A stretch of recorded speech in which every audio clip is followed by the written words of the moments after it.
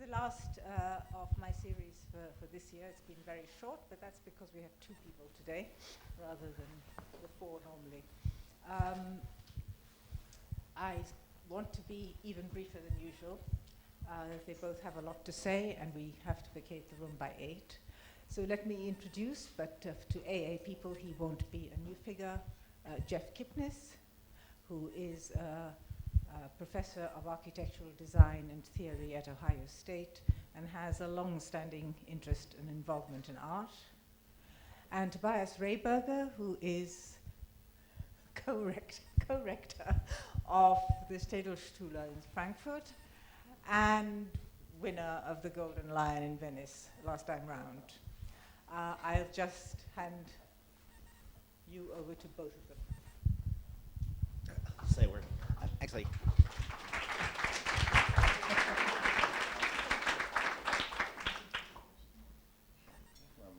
I want to get yours. Where's yours? Yeah, I know it is. This is your work. No, that's not your work either. Where's your work? Here it is. How's that look?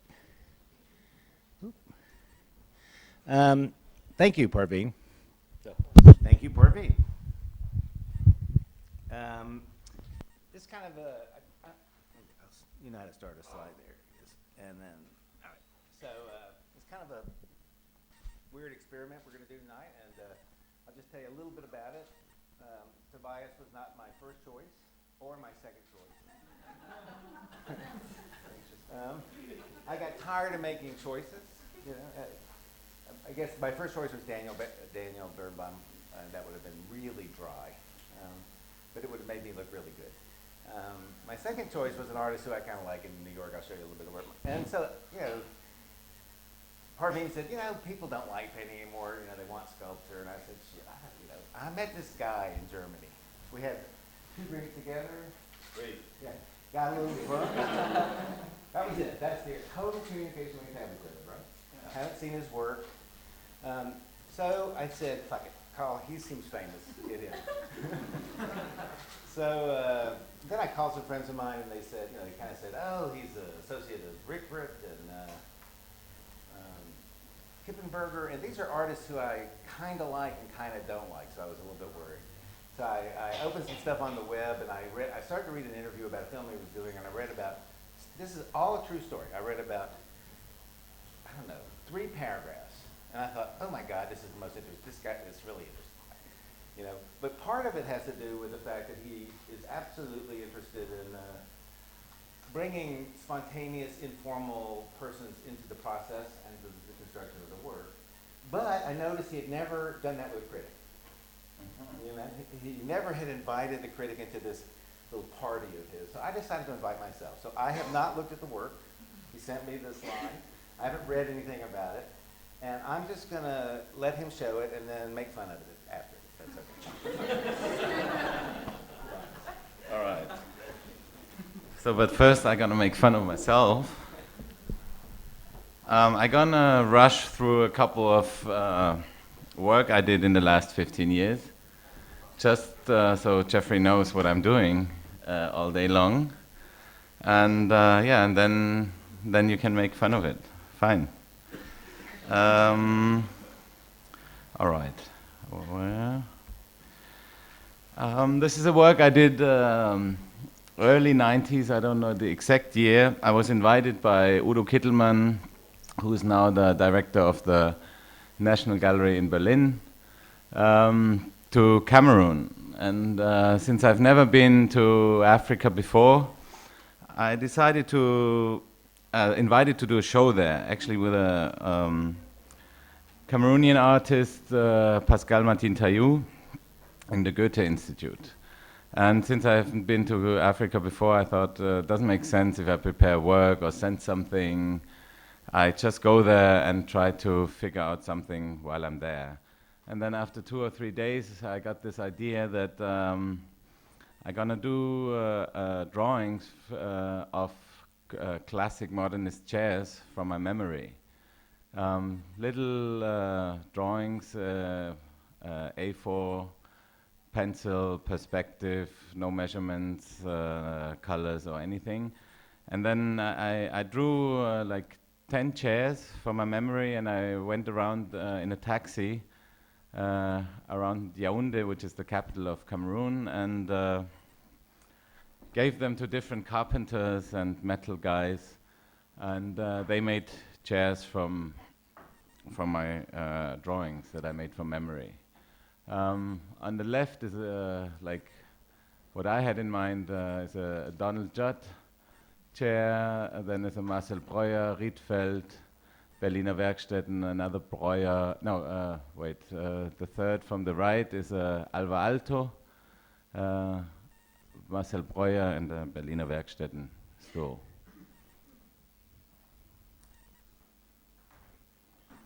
I'm gonna be quick so you can make more fun, no? Okay, good. Another work which is kind of in the same kind of concept or series is these cars I made. They all made in Thailand. The first two cars I made is the blue one on the left, and the yellow one is a Porsche 911 and a McLaren F1. Same concept. I did drawings from the memory, and sent these drawings to Thailand, and they made cars from these drawings. The only how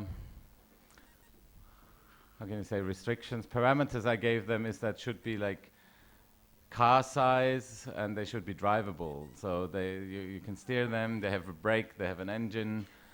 And my interest was to kind of develop it from like the most rural or the most basic definition of an object, which maybe it might be a drawing. At least I thought that at that time, and then translate it into a relatively complex object, which I think a car still is. And there's nothing in between. So again, it was pencil drawings, short, small. Perspective, no measurements, no color, no other kind of technical advice. So there was just this drawing, and I said, can you make a car from this drawing? And then there's the brown one and the white one on the right. This was the second two cars I made there. And that was, I thought maybe I could do it even without me, myself, doing the drawing. So I researched into the first drawings I could find of Ferdinand Porsche, is the guy who invented the Beetle in the 30s. And I also found a little sketch that Adolf Hitler did himself about this car, because they developed it together. Some of you might know the story. There was a city was founded to produce this car. It was then called KDF, Kraft durch Freude Wagen. And these very early on drawings of this car I also sent to Thailand, and they made cars from it. Then there's the Mercedes in the middle, is a Mercedes SLR, which was coming out a couple of years ago, but I collected drawings, computer animations from different magazines before the car was actually coming out, and again sent them to Thailand to these people who made these cars, and they made this Mercedes a year ahead of when it was actually coming out. How much what? Did you pay after that? Like, can I go get one? Can I order one of those? No, it's I mean, they not buy your artwork. Can not I buy your artwork. They about like around 50,000 euros a really? car. So it's cheap. It's cheap, but it's also, you know, they drive a bit different than. So just these are a couple of examples. You know, why I made the Porsche and the McLaren F1 in the first place was because, at least in Germany, a Porsche is like everybody knows it very well. You can relate to it. While the McLaren is a car you never see on the street. It costs like, I think at that time was like $1.5 million, and the only person I know who has one is Mike Tyson. And so I wanted to make a car people can relate to, and another one it's hard to relate to. So a lot of people, of course, then said, obviously, they understood what's wrong about the Porsche, but they never understood what's really wrong about the McLaren. And just as an example, if you look at the photo in the right upper corner, that's how they delivered it. You know, I don't know if they got bored or they didn't know how to solve the lights, or I didn't give them any restrictions on what they should deliver. I just said, deliver me a car, and like the starting point should be the drawings I've sent. This is a kind of similar project again, a project I made with a former student of mine. He's originally from Vietnam, but when he was 3 years old, his family decided to escape from Vietnam. It was this kind of classic boat people in the 80s. In Vietnam, they build a boat and they just go out on the sea, and they hope to get picked up by some international boat. And his family got picked up by a Danish boat. And but the interesting story was that his father, secretly, of course, at that time, built, designed, and financed the boat. And there was it's like 15 meters long approximately, and his father, as I said, designed, built, and financed the boat. And 120 people were on this boat, and they went out in the sea. And then his son told me the story, and I asked him if he could ask his father to, from his, again, memory, do the drawings of this boat again. And then I asked the son if he could redesign the boat in the way as I would have probably designed the boat. And that's what came out. And it's a real boat. It's made by a wharf in Germany, and yeah, you could use it as a motorboat. It's all built in mahogany.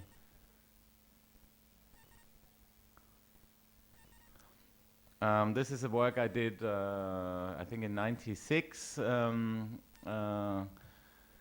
In the gallery I'm working with in Berlin, Neugerim Schneider, and I was making portraits of all the artists. At that time was a very young gallery, existed 1 year, and I made portraits of all the artists who have exhibited before me. So it was 9 artists who are all new, and the portraits, the work was that I made vases as a kind of portrait, not so much about what their work is, but much more what I thought, kind of what would they like, what would they put up in their house, what their personality is. And then I asked them, without knowing them, that it's going to be part of the show, to send a bouquet of flowers, their favorite flowers, to the gallery for the first anniversary of the gallery. So then I put the flowers in the vases of all the different artists, and this was the show. What I was interested in was this kind of moment of, portrait. How do you see somebody? How does somebody see himself? I think a bouquet of flowers is, in a way, a kind of unconscious aesthetic definition of yourself in a certain way. And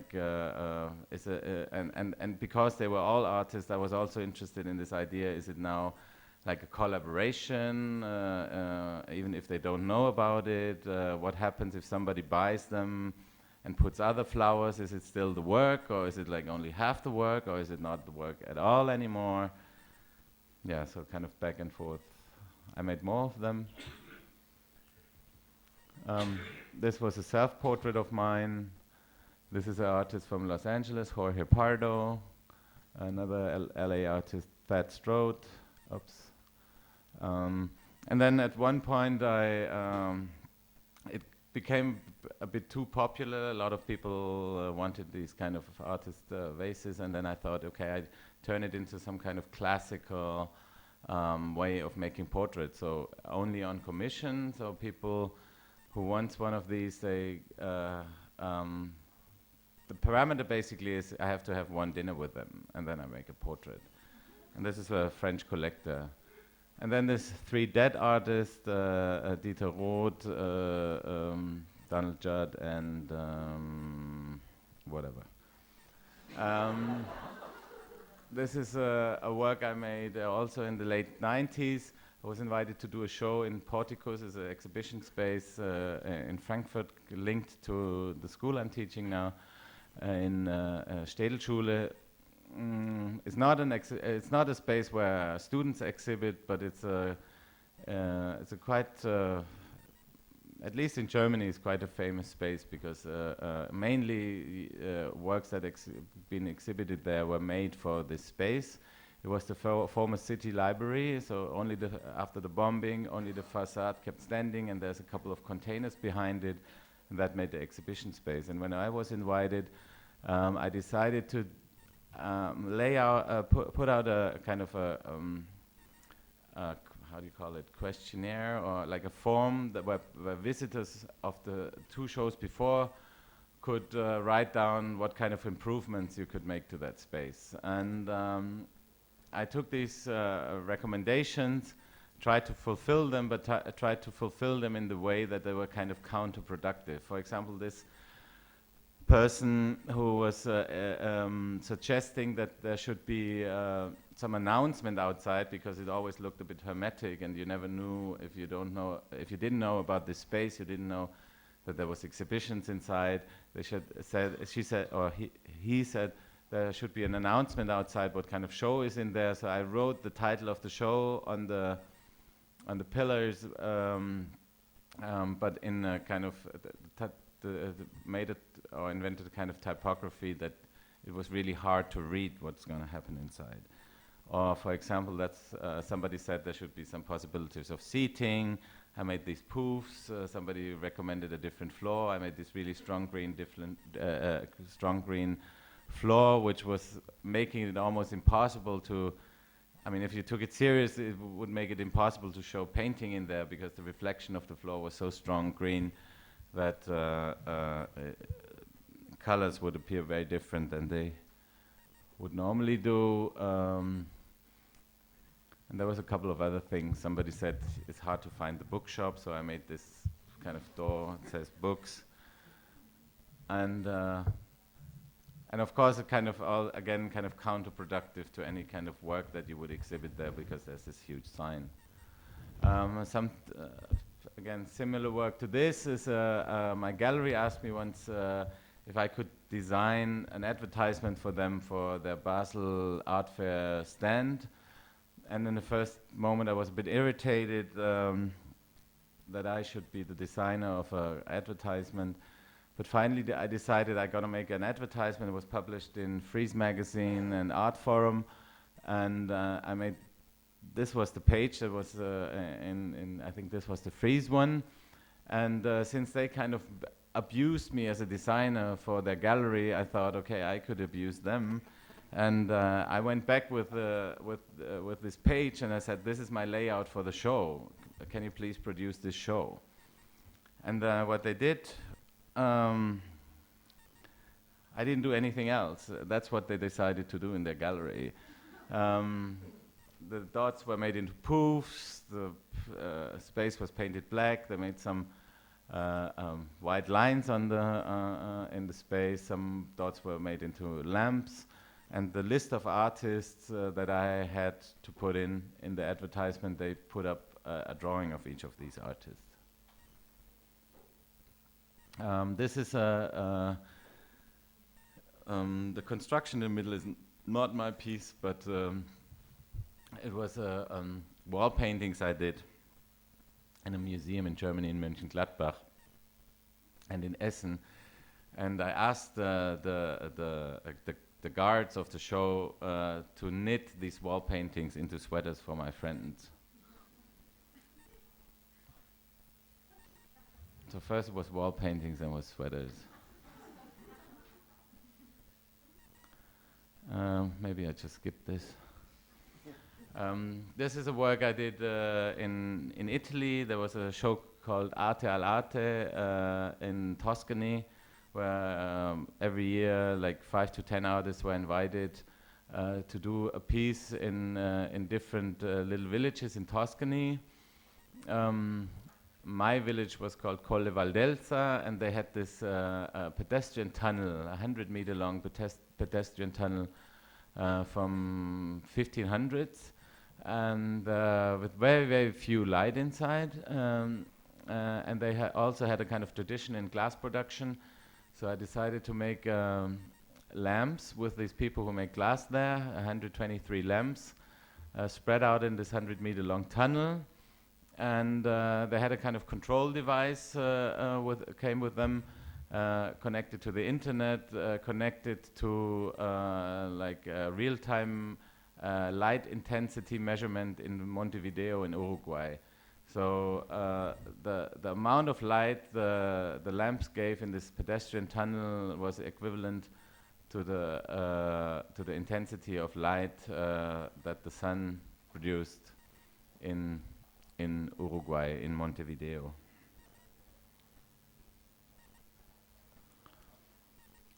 Similar piece again is in the countryside in the north of Germany.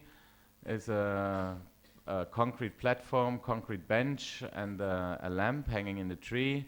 And it always turns on when the moon in Capri rises and turns off if it goes down.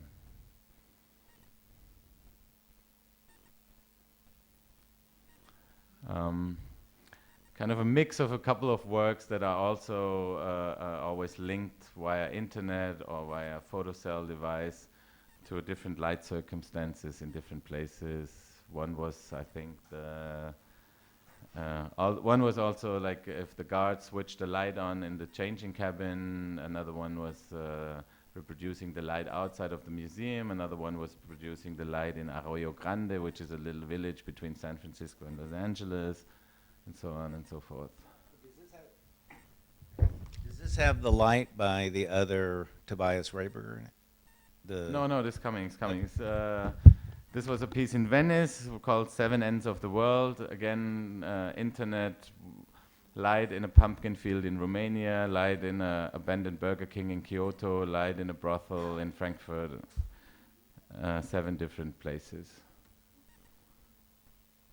This one I made at Whitechapel a couple of years ago. That's the one you talked about. It was this orange box. Inside was a lamp. Inside was completely painted black. So when you would climb inside from underneath, where you see this little ladder sticking out, it was pitch black. You couldn't see anything except there was this lamp that you could only see when it was turned on, and it was controlled by this guy, 16-year-old boy I found. I had to hire a private detective because I wanted to find somebody who has my name, Tobias Rehberger, and the only guy he could find was this 16-year-old boy in Mannheim. And so the light in the lamp in the box in the show in Whitechapel was connected to his light switch in his room at home. So whenever he was at home and switched the light on, the lamp at the Whitechapel Gallery would turn on, and you could see something, at least your hand. Or, but if he wouldn't be at home, then you could not see anything. This was a piece I made for the World Expo in Hanover, I think in 2000. It was a little Japanese garden with a 150-year-old garden bonsai and a bench and a stone, which you can see now. And they were kind of a pseudo-mini version of a Zen garden. And I hired this guy who had invented this snow machine. You could also produce snow in the summer. And every morning before the sun came up, it was completely covered in snow, so it was just this white blob. And depending on the temperature, every day it would like come out again. And I was interested in this kind of, Japanese, traditional Japanese preciseness and things like that. And then kind of the mix or the like, because if it was this white blob, it was kind of completely undefined and unconscious, and then like this, between no aesthetics and like very precise and This is a work I made. It's 3 transport boxes from work of mine, and I still owned it after a couple of years, so I decided to burn the work inside and paint with the ashes, paint a pattern on the transport boxes.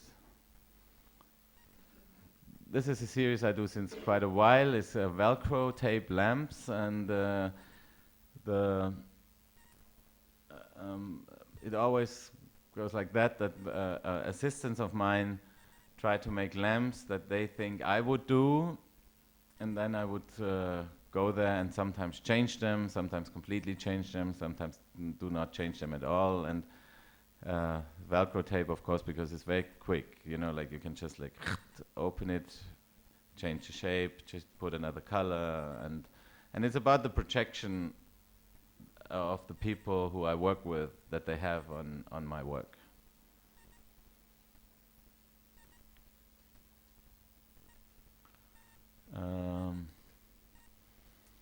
There's 3 shelves. They called Women's Murder Libraries, and there's all different kinds of movies where women get killed, and they always stand in a door, and I have TV sets in the space, and you only can see the reflection of the movies through the shelves they originally been in. Kind of similar work, also shelves where there's some TV sets incorporated, and this is called what's it called again? It's also a library, and every shelf has a different theme. Like, for example, one is like Tom Cruise is jumping, or another library has the theme of Joan Crawford is slapping somebody, or somebody's pouring alcohol, or chicken are running, and they all taken from clips of all different kinds of movies. But the only thing you see is the reflection of the TV sets that play these clips on the wall. Kind of similar work is called Shining, and it's just the movie Shining. There's 3 projectors behind it that project on the wall in the back of the screen, and you have these kind of ghosty kind of a light going around, and it's just a projection of this movie. It's the same. This is a movie I did. It's called 85 Years because it's 85 years long, and it's projecting all the colors that at that time, it's maybe like 8 years old. At that time, a video projector could project 3.6 million different colors, and there's a kind of a pixel running around the screen, and wherever the pixel is, it changes to the next color. But it's impossible to see the color change because the human eye cannot see, cannot make so many differentiations as the video projector could make. And I stretched it to 85 years because I wanted to make a movie that nobody could possibly watch in his lifetime. So if you also take account of the time you have to sleep in order not to die, 85 years, even if you would only sleep 4 hours a day, nobody could ever watch this movie from the beginning to the end. And it's just color change.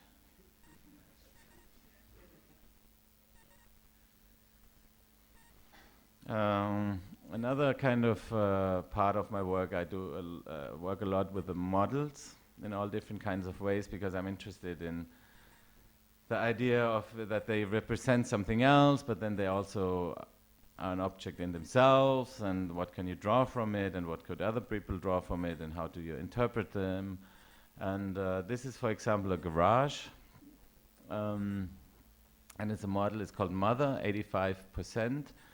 And I always call them Mother because the idea is that people who would use this model and make the real object from them is kind of the children of them. So you have one kind of genetic code in the model, and then whoever interprets them, they're all going to be different anyways. So the first works I made in this is these garages were two. This is one, this is the other one. And the idea was whoever buys them is also allowed to make a real garage from them. And then I kind of extended it. This is a work I did in Museo Serralves in Porto. I made in the garden, I made a model of a house, the biggest possible house I could think I could live in. So, and then 50%, so it made again the size of a normal house in a way. And you could buy a certificate at the museum shop for 10 euros that allows you to build this house, but always as a work of mine. So if you send in a photo of the house to my archives, it gets a number and it's going to be archived as a work of mine. So I only make the model, and all the how do you say that? Like if 10 people would do a house from that model and they're all going to be different, it's still going to be a sculpture of mine. At least that's my idea. The only one who's doing it now is this guy in Portugal who bought this piece of land, and he's not allowed to build a house on it. So he found out about this project, so now he's building a sculpture, which kind of is a house, but it's a sculpture, so he can build it.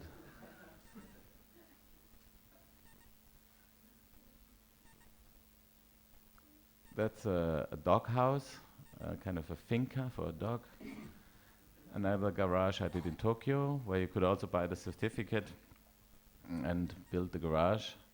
There's a hotel company who wants to buy 36 of them, and their idea is that they buy 36 certificates and invite 36 architects to interpret the model and then build the garages for the hotel in Sapporo.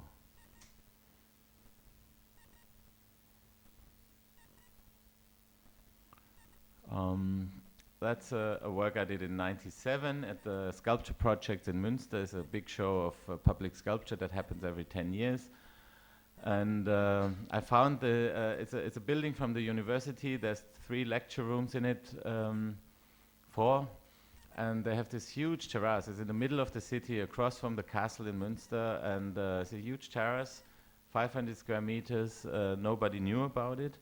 So I had this idea to kind of, I had the feeling it's a kind of a black hole in the whole structure of the city, and I tried to activate it, and my idea was I put these foils in the window and then 356 like rock concert lamps behind it, and whenever the sun went down, these objects, I laid it out with AstroTurf, red AstroTurf, and made these kind of, the concrete benches already existed, and I made these kind of tables for them.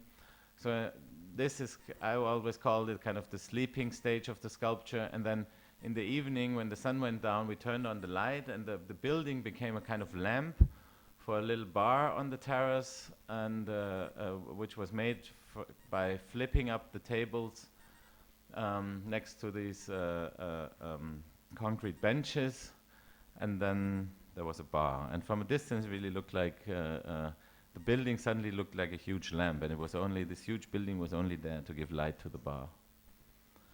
There's a couple of tree houses I made. I'm going, again, a kind of model work, which I did in a gallery in Spain, where I made this kind of weird lamp, because they had these 2 columns in the gallery, and then somebody had to make, I had this public commission in a park in Germany, and I asked somebody to go to Spain, look at the lamp, and make a tree house out of it. And then I asked a model maker to look at the tree house and make a little model out of it. And this is a show I did in Reina Sofia in Spain, in Madrid, where I used a lot of my kind of unfinished projects, kind of cancelled projects, I call them, all kind of different reasons why they were cancelled: too expensive, didn't like it, and then try to go the opposite way and make them into kind of autonomous sculptures. And and this is a series I'm doing. I call them handicapped sculptures, because I'm very interested in functionality and how you could incorporate work in daily life, but not that I think. Can I explain that? I mean, the function of these objects are all that they look like weird sculptures, but they all have a certain kind of dysfunction. For example, this sculpture is dripping, or another one looks like it's falling from the wall, or I think this one is dripping too. And I was interested in this idea. I don't exactly know what to do with them, but I was interested in this idea that kind of dysfunction could be also a kind of purpose and a kind of function of an object. And this is a work I did, took me 10 years. I had this idea to make since I'm trying to incorporate other people in my work a lot of times, I was obviously fascinated by the process of filmmaking, because it's at least I think, a process where there's so many people involved, and in the end you have this one aesthetic project, and it has so many influences, and there's suddenly, I mean, of course, the director gets the prize and gets the Oscar or whatever, but there's almost no real one person who's in charge of everything, in a way. And you have to automatically incorporate all these aesthetic decisions and all these artists, basically, to make a movie. And then I had this idea, maybe I could produce a movie, but in order to not let happen too much routine and that it all kind of sinks in this one product, I want that all these artists who are part of the production kind of would be more sticking out somehow. And then I had this idea, maybe I produce it from the back. Not in the, not that there's a script writer and then you get the locations and then you get the actors and so on and so forth. I decided to make a poster for a film myself that didn't exist. And then I asked the people who usually come in the end, which are the people who make the titles, to kind of refer to this poster and make titles for a film. And then I went to the sound designer, and I had the titles for the film, and I had the poster for the film, and asked him to make 1.5 hours sound for a movie. Because I thought if they're not working their usual routine, maybe they could do something a little bit different than they normally do. And then in the end I realized, of course, you can't show it in a normal cinema, because usually all these products come together in this roll of film in the end, but I have all these products separate, so I had to kind of invent a cinema where you could see these movies, which was a couple of pavilions that you had to walk through, and then sometimes there was a combination of the titles and the music, and then other space was only the sound, and then there was the sound and what the cinematographer has photographed, and so on and so forth. And then I also had this problem with the actors, because the cinematographer shot something before the actors would come in. So I thought a long time about it, and then I finally decided that the actors should be shot in a cinema watching what the cinematographer had filmed. So it was Danny DeVito and Kim Basinger, and they had to watch what the cinematographer had shot before. Yeah.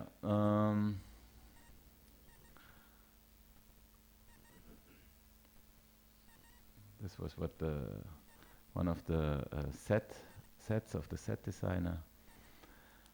And then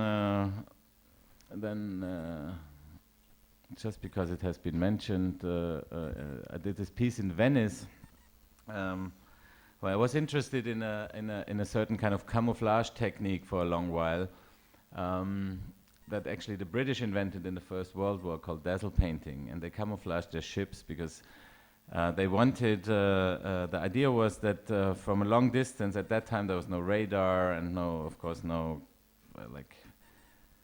electronic control of the weapons, and you had to, if you would want to torpedo a ship from a distance of, like, let's say 5 kilometers, you had to know which direction it's going, and where are the kind of crucial points of this ship. And from a long distance, it's not so easy to immediately see which direction the ship is going. And so there was this idea that if you kind of confuse space, if you confuse the object in itself, then through certain patterns and colors, that this would be harder. It only existed maybe for 1 year, because then some kind of technical advice was invented that it didn't work anymore. But I was interested in this kind of paradox idea. On one hand, to camouflage something, but then on the other hand, to do it with like very strong colors and very obvious patterns. And I always wanted to use it in a kind of functional situation, so to say. I didn't want it to put it in a museum where you go there and just confront yourself and look at it. I always wanted to have it in a situation where you kind of would see it in like from the winkle of your eye. So you would go to the space to do something else, and then it would be there. Coming a bit from my, I don't believe so much in this idea that art has to be always something confrontational. Like my experience is an Andy Warhol that hangs in the back of you is just as good as if you look at it. So I wanted to do this space, and then 2009, Daniel Birnbaum came to me and said if I would be interested in doing something with the cafeteria of the Venice Biennial, and I just kind of had the idea and the finished concept in the drawer, and I took it out and made this space.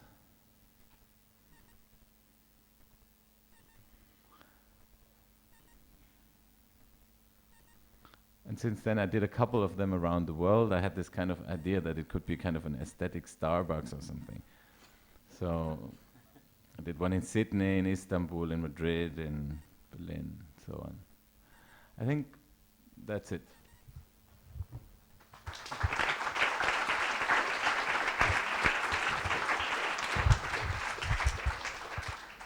Let me sit there for a minute. Before you do, I want you to read. I know you can barely read this. Should I read it? I just want you to, because they're not going to believe a word I'm about to say, because they know to be a confirmed and often caught liar. But on here is fun and games, and I wanted you to, well, I can't read it. I don't have my glasses. Okay. But the truth is, I didn't prepare, but I thought this is going to be interesting. I had some intuitions about the work. Let me sit there 1 second, and then I'm going to give a little talk, and then, 10 minutes. I can't find my glasses. It would be useful if I had them. So, are there any questions while I'm looking for my glasses? So, what I suspected would happen was that there would be incredible numbers of synchronisms between me and my interest and Tobias and his. Not because he's Tobias and I'm Jeff Kipnis, but I believe that there's a kind of deep synchronicity that's not metaphysical going on, and that art and architecture has to start paying attention to it. I don't have my glasses. You want me? Sure.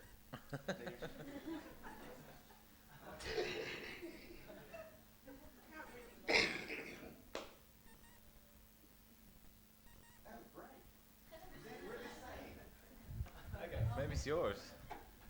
So, I thought, so I did what I said. I really did read about, 3 or 4 paragraphs and got super excited, and now I'm even more excited, and now I believe I'm a genius for having organized this whole thing. And he's a genius for helping me. So, I'm going to show you, but I just want to tell you that I have a few interests that I want to put on the table, and one of the main ones is this. I'm really tired of tragedy, and I'm really tired of the critical project. I think 2,000 years of tragedy, birth of tragedy, it's really important. I don't think it's a bad thing. I just think we've worked on it a whole long time. But I'm more interested in comedy. But I don't mean laughing comedy.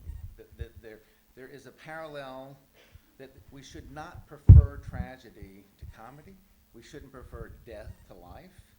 And so I think this is absolutely crucial for rethinking architecture, but it's also, I think, important in the arts. And so step one is I say this to Parveen at dinner, who is the absolute queen of tragedy, and I said, you're always about thanatos. You're not so much about eros, and I think that's why she asked me tonight. So part of it is that. The second thing is I have a certain interest in art, and they fall in three simple categories. One is, for me, art that's important to me has to start with a disestablishing function, meaning it has to look at some conventions of authority or justifications, and it has to find ways to undermine those. And so I show you these two paintings. The one on the left is the Erased de Kooning, you probably know, by Rauschenberg, which I thought was an incredibly brilliant moment of disestablishment, and it's one of my favorite works of art. And the one on the right is Tom Friedman's Erased Playboy Bunny. And so it starts to recognize the status of the Rauschenberg as dependent on de Kooning. It starts to recognize the status of the picture as depending on its title and its frame and the way it's hung on the wall. And so it finds yet again another way to proceed with disestablishment. And so this is I'm not saying it's important to everybody, it's just important to me, and it's part, I think, of the comic project. Or the second one is it has to be part of constructing a new self, because at least in my fiction of art history, the great role of art in the general sense of something that has a generosity that everyone can participate in, but that more knowledge enables you to participate in new ways. So unlike sciences, the wonderful thing for me about the arts is that anyone can do it, anyone's entitled to do it, and anyone occasionally, no matter how well trained or poorly trained you are, you will do a great work, and there's no guarantee that no matter how well trained you are that you'll do a great work, and no one who does great work does all great works. And for me, if you look at Rothko and you're honest with yourself, there's about 2,950 bad paintings and about 10 that are really fantastic. And if he actually knew what he was doing, the proportions would be better. So the construction of the self shows up in my thinking in this, which I have made a commitment, an intellectual commitment to never appear in a lecture without showing these things. So this is from Life of Brian. So watch carefully. It's listen to me, you got it all wrong. You don't need to follow me. You don't need to follow anyone. You're all individuals. Yes, we're all individuals. You're all different. Yes, we're all different. And then this guy says, I'm not. Now, that guy is the new self. Now, this is not about the traditional conflict between individual and collective, because this is a collective of individuals. And this is an individual who's trying to express his sameness with everyone else as a collective. So that is a completely different model of political relationships, and it's the one I think we're working on. And it's one, by the way, I think is incredibly at work in Tobias's work. The first person who I wanted to bring here, just as a credit to hers, was Polly Affelbaum, and this relates to the third thing. I'm also interested in art that's considering about labor, particularly art either that squanders labor for no reason whatsoever or that is laborless. And so Polly makes these wonderful paintings that go on the floor. They're all handmade works. They're very connected to a certain period of feminist art. They confiscate space from the architecture, so they're violent works that you don't see the violence in, unlike Sarah, which confiscates space, but it's all about the violence.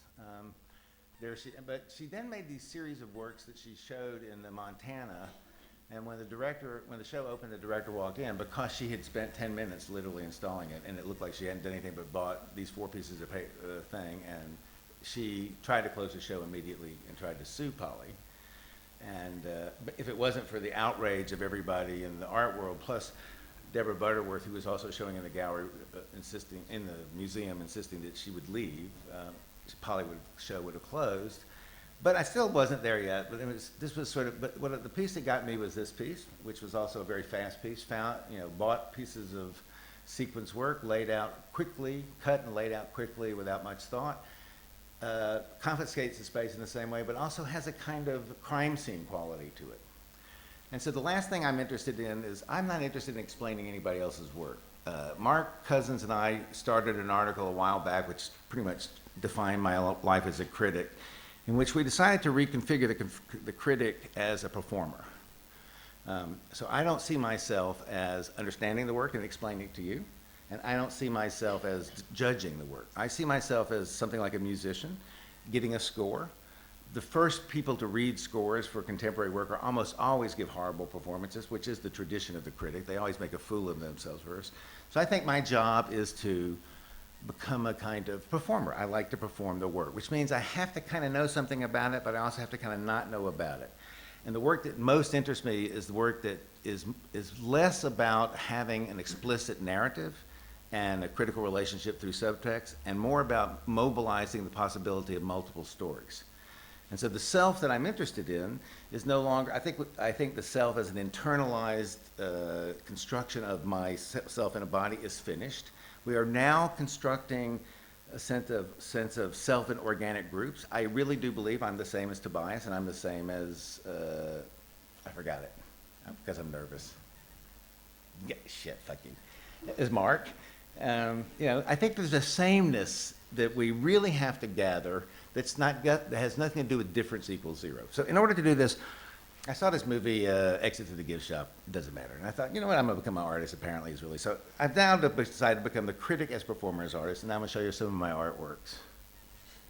And this is, now, I know this looks silly, but what actually is, this is a little work of art done by Matthew McMurrow. He's an 8-year-old friend of mine, and but not too close. And I adopted him. I have legally adopted. It's called the Fruit Monster, and I have legally adopted the Fruit Monster. And that was incredibly easy to do. You file some papers, you forge his signature, cost $150. Then I wrote a will, leaving all my stuff to him, which was no problem. Then I wrote another will, cutting him out of my will. And that has become a major legal problem. Like, you can't cut your adopted son out of your will without good reason. So legally, he's still entitled to all my money. And the next thing I do is, you see this lamp, I want you to remember this lamp. I do guerrilla work. I have 3 things I do with this. I go into offices and I put this lamp in. Or if they already have one, I move it, or sometimes put a second one in. And I've been doing this for about 3 years, and I've put them in about 2,000 films and television shows. So I swear to God, that from now on, you watch TV shows, and you watch movies, and especially English movies, movies from England and the United States, and you're going to see this lamp. And no matter what period it is, this exact lamp, not one like this lamp, but this exact lamp. And just for the fun, while I was at Bedford Hotel, I decided to start doing it on Bedford Square. So if you immediately after this lecture walk over to the Bedford Hotel, or what's it called, my hotel, and start walking down and looking in the offices. I only got 3 or 4 done, and I have done all these offices. These are in those offices. You go see them right now. So this is my work. So I got in there, and I saw that one, and I moved it to the middle. See. I moved this one from the corner to the front of the door, and I noticed this guy didn't even notice it. It was fantastic. This is the process. I'm outside with a lamp here, and then I go inside and I put it down. Then I go outside and take a picture of it. So I swear to God, go see that. Okay. So now I think we should talk. Now the last thing I wanted to mention is the Michael Haneke film, because you've made a film and I wanted to talk. You know, I thought you presented that. I had a scene that I was going to show tonight from the Haneke film, because the Haneke film, Funny Games, have you seen Funny Games? Okay. When you first see that film, it's one of the most horrifying films you'll ever see. And I thought it belonged somehow to the world of tragedy. But there was something wrong. I didn't feel right about it. So I went back to watch it again. And I started to realize that if you just distance yourself from the narrative, but don't go into the formalism of the film, but allow yourself to understand that it's an adventure in filmmaking as a story, that if you fall into the narrative, you're going to miss completely. In other words, the people that are off screen are not really being tortured. It's a soundtrack. It's exactly like Tobias described his films. And it is hilarious. So it becomes one of the funniest movies you've ever seen if you simply understand that it's a collection of devices and tropes by different experts assembled together to make fun of the narrative of torture and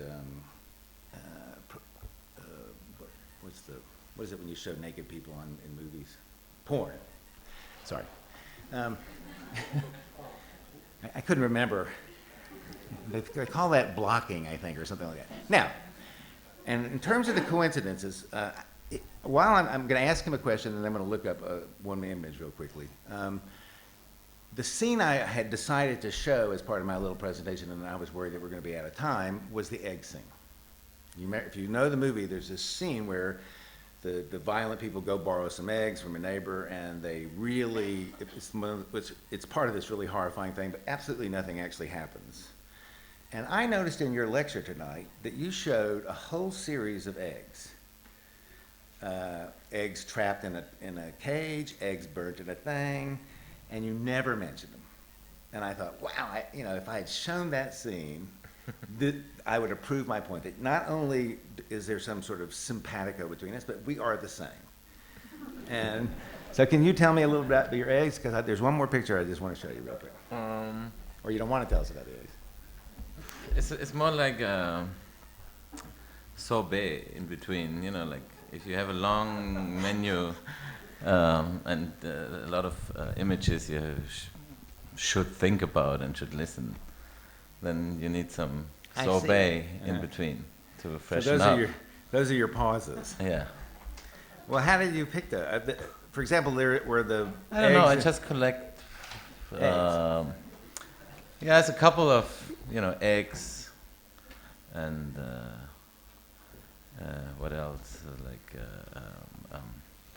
How do you call it if you break your leg and you get a plaster? Oh, casts. Casts and just this downloaded images from the net. So what does it sound like to you when I say, oh my God, the egg scene in Haneke, we're the same person. There's a kind of comedy, there's an avoidance of tragedy and critical and affirmative. I think you can see it from both sides. You can see it as a comedy, but also as a tragedy, because you could also explain it as a kind of, subconscious stereotype of like something really basic, and then it would become a tragedy, But then an egg is also such a funny object, But I mean, in the artwork. No matter. I'm sorry. Go ahead. Yeah. But in the artwork in general, I don't mean by comedy laughing. I mean by comedy not dying in the end. A lot of comedies where a lot of people are dying. Well, I know, but they die. I mean, why is it that dying in the end is such a great thing? I mean, I think not dying in the end is okay. I mean, dying. Who does think it's a great thing? Aristotle. I don't. I'm a bit disappointed. When you die in the end. Yeah. It's not the death that'll disappoint you. It's just the dying. Yeah, exactly. But let me show you this one picture and just see if this has anything to do with what you were talking about. I hope I have it. I'm just guessing it'll be in here. Oh yes, there it is. Isn't that what you said earlier? Is that me? No. I think what you said, if I remember correct, in your talk, when I think about Andy Warhol.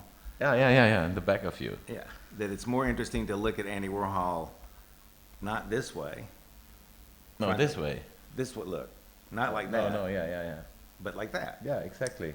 And that you construct, actually the interesting thing about those works is that picture means that they are constructing this, it's their accidental relationship with the clothes, the use of color, the organization in the space, and the fact that they're more and less indifferent to the politics of the picture actually constructs a new self, and that self is now larger than any one of those people, but smaller than something like a collectivity.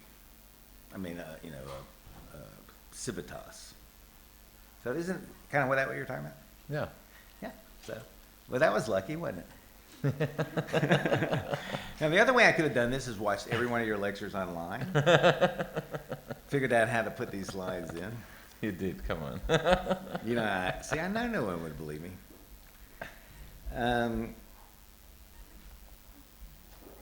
You have a lot of there's a difference in your work, but I think let's take the film model you use. In the auteur model, there's a director who's in control of all artistic consideration. In the Hollywood Confederacy model, which I used to like very much, is each practice has its own contribution, has its own award. So a really horrible film can get best sound or best this, best that.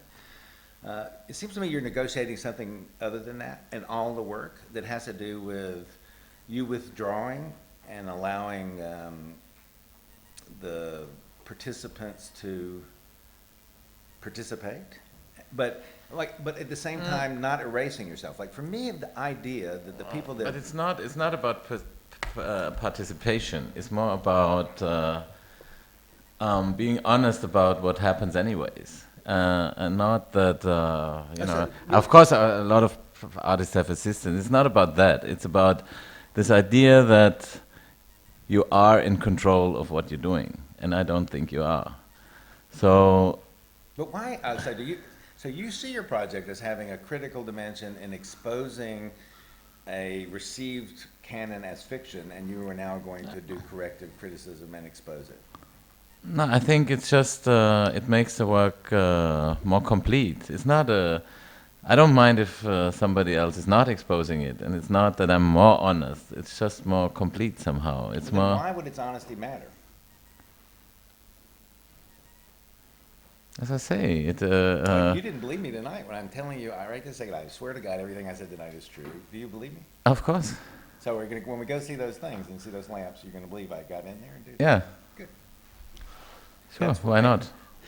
But, yeah. Well, why not is the question of the degree to which allowing multiple ontologies to proliferate and multiple stories to proliferate is the last form of liberation. You know, I mean, I think the project of art is one of the few things that actually, without trying to say this in a phrase, that will set you unchained. Careful not to use a word that will all of a sudden make it, about my lapel button. So I think art does that. Art is its disestablishment adventure is about allowing us to free ourselves from the chains of unwanted authority, at least temporarily, at least as we can move from character to character to character and participate in multiple stories. In what sense you mean that? Because we don't have, because art is kind of not about the recipe, how to look at it, or? Right, I mean, basically, if there were such a thing as a way to decide art, the thing I like about art is that at any moment in time, there is a way to think about it, decide it, discuss it, and talk about it. And if it lives at all, it lives precisely because that's gone. So, what do you mean that's gone? Well, I'll give you an example. Work that's been done recently on Shakespeare and on Rembrandt has challenged the idea that the soliloquies in Shakespeare or the self-portraits in Rembrandt had anything to do with psychological introspection. That Rembrandt was painting tronies, that he had no idea of the self, that he was not painting it himself, that the only reason those things look like that today is that he was a careful observer and very interested in the way how to construct a painting. And in particularly in Shakespeare, for example, when Hamlet is giving his to be or not to be soliloquy, there are 3 other people on stage. The audience, it's called a false soliloquy, and Shakespeare meant, the audience to understand that as part of Hamlet's plot, not as a moment of psychological introspection. Freud writes the Oedipal analysis of it. Laurence Olivier then makes a film in which Hamlet is out in the woods, doesn't say the speech, but is by himself, thinks it internally, and not only that, the camera comes from behind him, gets up to the back of his head, and then goes in and you see the brain. So in the moment that a psychological sense of self is dominating our constructions of self, we reappropriate those histories and tell new stories, and I don't think that's getting it wrong. That's the life of art. And so... I think it's just art makes that explicit. And there's a lot of ways and a lot of, I mean, not I mean, critics sometimes, you know, I don't know if they're really good critics then, but trying to give you a recipe how to read something. And one of the big advantages or moments of art is that it's always a kind of reflection between your own brain and what the object is, no? But in the end, I think it's just more obvious in art. I think it's inherent in everything. You know, it's like this is just a bottle of water because we want it to be a bottle of water. I could do a lot of other things with it, and it's just my perspective on it. That's how I use it, and it's. You know, there's a movie about that. You know that, don't you? I don't know. It's called The Gods Must Be Crazy. With the Coca-Cola bottle that drops from a plane. Right. Yeah, and exactly. They sit around, they try to figure out what it is, and in the end, they can't make it do anything, so they throw it away. Yeah. Yes, that's true. However, I mean, that's an there. If you go that far, then why do you make art?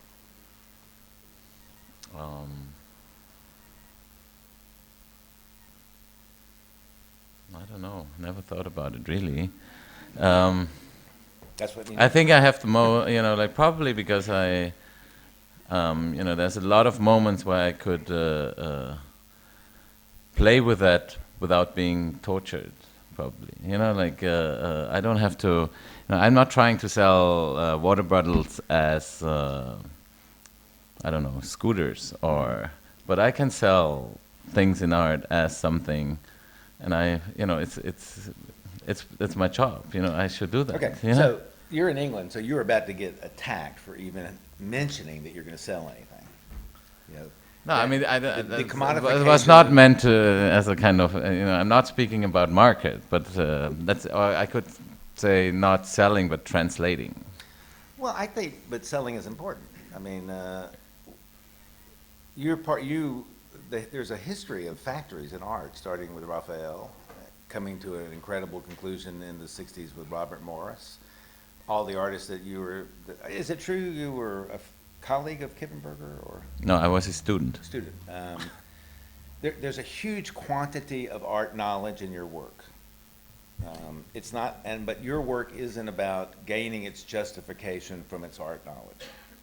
I can't even remember the Kippenberger project. What was that last one he did with the net? It was in 7 different cities. It was connected by. Oh, underground, the underground stations. Yeah, and so those are connected, I think, to your work, but your work doesn't gain its justification or its status through repeating that connection. Do you think? I don't know why my work gets any status. I mean, has to be constructed by somebody else, no? Yeah, me. Yeah. Can you please do that? Yeah. I'm doing that for right now. Your work, it's fantastic, isn't it? So let's take some questions from the audience. Now, here's the deal. Oh, you really have one? I wrote a few questions for people. So I kind of want you not to really get in the way if you. No, I'm sorry. Go ahead. How many of you are going to go see my lamps? That's what I. How many gonna go see my lamps? Yeah. Yours are better than mine, but you didn't. Sure, I thought it's a great project, but it's not a arrested. very critical project. I mean, it's not a. It's more an artistic project, I would say. Well, I didn't say it was an art. I mean, you didn't say it was an art, right? I'm a critic. I like to see it as art. I like to see your work as art too. But you do Good leave luck. critics out, like in your. I'm not sure. Since you said that, I was thinking about it, and I have something in the back of my mind that I was actually using it for one work, but I can't come up with it. In other words, at one point you asked the critic to do something, write a criticism, and then you're going to do the art. Like I will write a scathing review of a terrible show. Yeah, I can make a terrible show easily. You think that's easy? I don't know. No, I'm not so sure it's easy. You can make a mediocre. But I would be interested in a project like that, for sure. Absolutely. Okay, go ahead and answer it. I was wondering the way that you use other people in your work. Other what? Other people to produce your work. And you mentioned something about letting go of control, maybe. But I was interested that you never let go of what was I going to say? The rights to it. You never let go of the ownership of it. Right. And I was wondering if this kind of relationship between the designer and the producer, or the person who makes the model and the person who executes the object. And I was wondering if you were kind of pointing out that relationship, or you're reinforcing that relationship, or that hierarchy, and whether that's a problematic hierarchy. No, the only work I can show is where I do it the way I did it in the works I showed. You know, like if I mean, there's other work where I was working with other artists, or even for them, or I could show you works of Kippenberger that I made. You know, so it's only because I can only show the works where I'm the kind of, I know, author in a way, but you know, I'm interested in. I think it's not so much. A lot of people misunderstand it as if it would be about authorship or something. It's more about. It's more interesting if you are the author and lose control than if you're not the author anymore. You know. And in fact, Mark Cousins gave a wonderful lecture about making an appearance. And that's a perfect description, I think, of what you were meaning about the way art makes an appearance, as opposed to you coming in as the author. But now, let me ask you a question. What's your name? Joe. Joey? Joe. Joey? No, Joe. Joey. Given the evening tonight, why would you ask him instead of me? Why are you talking? Sorry. Why would you ask him that question instead of me? Sorry, Yeah, which it's question? interesting. Given the evening and the discussion about the relationship between criticism and simultaneities, and I knew that somebody would ask the question about why does he maintain his, because he always kept saying, it's there, they can build a project, but they send their certificate in, but the project is then always shown in my name. And then I thought, that's going to be a moment in which an old form of self, like the questions of commodification and tragedy, are going to reassert itself. But then, I'm curious, why would you ask, like, why is he the better person to ask? Not that I'm the better person to ask, but why would you ask that to him?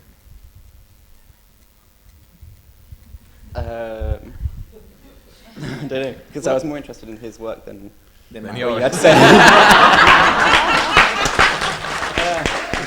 Joe, were you a student here until just Sorry? now? I said, were you a student here? No, I'm a student somewhere else. Where is that? Chelsea College of Art. Okay, so you will not be a student there tomorrow. The reason I ask, I mean, it's a kind of funny thing, because the question you just asked is precisely the moment when in the Monty Python guy, when the guy says, "I'm not." He is at that moment coping with the fact that he is both the author of that and it's the author of his erasure as author. That's a new self. And I actually think it becomes really interesting to allow those moments in this work to take on the possibility of a new understanding. And I think that's what the genius of the work really is to go back and you're not going to construct a new self except by rearranging the parts of old selves and seeing if you can get something new out of it. Okay, Jeff. What do you mean? I don't want But I would have been more interested. Sorry, but I would have been more interested if you would have asked him. Yeah, Actually, me I'm interested, like in the cars, about what happens in the kind of process of that. I kind of had this feeling when you showed us that actually it's sort of been done before, like where you have a vague drawing and then send it somewhere, like in the colonies, to be fabricated. Sounds remarkably to me like a description of the British car industry. But leaving that aside, you sent the label, and BMW is doing it. one of the things about the cars is that in their difference from, as it were, the real model, they seemed to take on, especially kind of frontally, It's as if they regressed more to something a bit like the human face than, as it were, in the designed car. I mean, as if there's some sort of, in the indeterminacy between the drawing and the need to make it, there's a kind of space in which they have to fabricate. But the fabrication is obviously permits a certain kind of what we might call regression. I mean, I was particularly struck in the case of the Volkswagen, where, I don't know if you can put it up again, but it almost, to me, actually had the uncanny thing, which is impossible given the conditions. It's like, it actually looked like the way in which the German car industry had been repressing the thing. It actually looks a bit like Hitler's face. if you look back at it, He said no. what? I was told no. Ah, well, that was sort of one But I, question. The observation to Jeff is simply, that your argument, in a sense, involves counterposing the tragic to the comic. But it seems to me, you can't make them into an opposition. Right. In several senses. Obviously, they're the two forms of drama that arise in Greece. And it's not accidental, because they're related to each other. In some sense, comedy is what you might call tragedy for the poor. They can't afford all these fates and destinies, so, they fall on kind of banana skins and things. But actually, the structure of comedy and tragedy, and who would be able to tell? I certainly, if you look at the plays of Beckett, they're basically all comedies, I would argue. They're certainly not in any traditional sense tragedies, and they're always given bad productions by people who want to make them tragic. Yes, and that's clear. All the good productions are the ones that play up the comedy. Yes. Same thing is true. And but in doing that, they make it extraordinarily bleak. It's not the case. Even if your argument held about the comic's not necessarily fun. No, it involves I don't mean it to be fun. Cruelty. It involves bleakness. Those are the things in favor of it. Yeah, I think each medium or let's say each discipline will own its own original version of it, and it'll only have to do with laughter in what we call stand-up comedy. But for example, to reaffirm your point, Derrida's writing in French, as Jeff Bennington has showed us, is hilariously and scandalously funny, full of jokes, full of lies, full of false footnotes. But when he was translated into English, he was translated up by the first generation of translators as if he were a serious scholar of philosophy, which accounts for his fame in the United States in particular. He would not have had any following whatsoever had he not been translated into a voice that sounded serious and belonged to the tragic tradition. And I'm interested in that. So the problem of comedy is not so much, the love of Mies van der Rohe, God knows I love Mies van der Rohe. But it's all about dying in the end. And when I look at the chairs, I thought, wow, that's about living. Resurrection. Yeah. Are you Catholic? Was. Ah. See, we're Jews, we never answer stuff like that. We just say, yeah, I'm a Catholic. Any other questions? What's on at 8 o'clock that we have to get out of here for? Isn't it the question? Is Brett here? No. You always ask a question. I'm trying to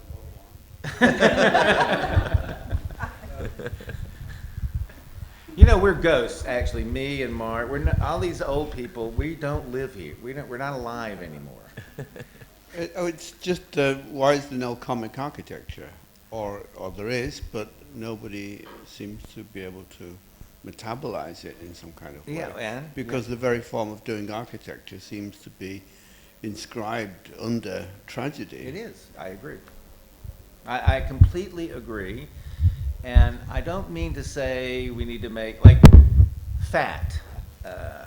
His work. That is the first generation, I believe that every process will start off with a kind of trite representation, or it's the only way you can start, despite the discussion of representation. And you have an idea, you see a version of it in another discipline, you have to start by copying that. And then over time, it will start to change from representation to re-origination. And I think the fact that there's the two things that distinguish the last 20 years in architecture from the rest of the history of architecture are really simple. The quantity of capital that's being poured into it. Remember that basically the Renaissance and the Baroque was paid for by 6 families, and it occurred in a very small area. The Italian Renaissance, it's basically the Medici's.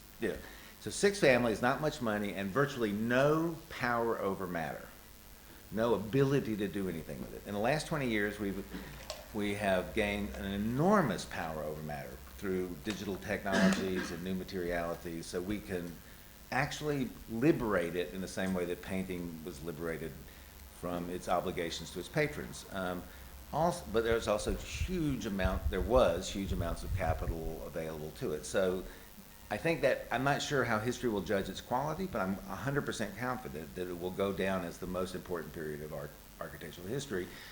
But what you see there is a kind of struggle with the possibility of detaching itself from the tragic. So what's happened in architecture that's already so complete in music and the arts is it has already proliferated.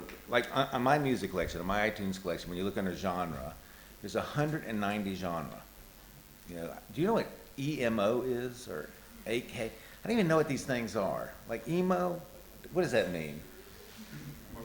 Oh, was that what it means? Oh shit, I thought it started for something. Like, is it really what it means?